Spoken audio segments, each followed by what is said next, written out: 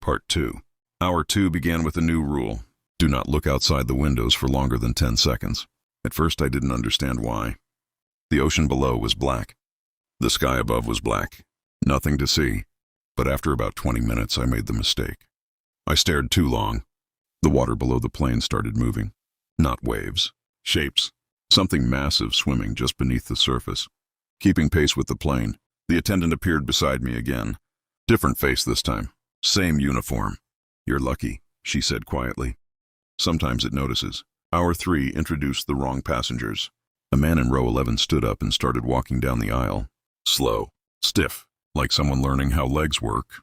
His skin looked too pale for airplane lighting. His neck turned too far when he looked around. He stopped in front of me. "Is this seat taken?" he asked.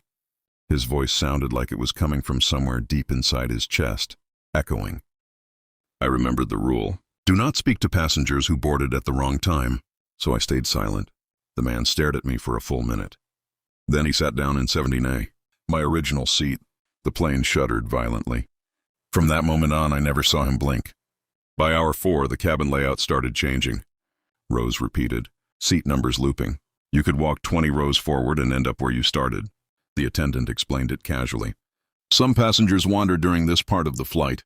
She gave me the next rule. If you see someone sitting in your seat, do not remove them.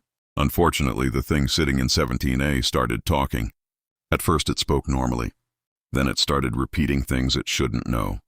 My childhood address, my old school, the name of my dog. Then it said something that made my stomach drop. Do you remember the mirror in the bathroom? I stopped walking. The thing in my seat smiled. Someone else came out of it. Hour 5 was when the lights went out, completely. Emergency lighting turned the cabin dark red, and I heard footsteps. Lots of them. Passengers walking the aisle, breathing, whispering, but the seats were still empty. The attendant whispered to me from somewhere behind. Do not move until the footsteps stop. The footsteps lasted 40 minutes. Halfway through the flight, the cockpit door opened. No one inside, just darkness. The rule said, do not enter the cockpit unless the attendant asks you to. Unfortunately, a voice inside the cockpit started calling me. My own voice, perfect imitation, begging for help. The attendant stopped me before I reached the door. That version of you already landed, she said. It didn't go well. Hour 7 introduced turbulence, but not normal turbulence.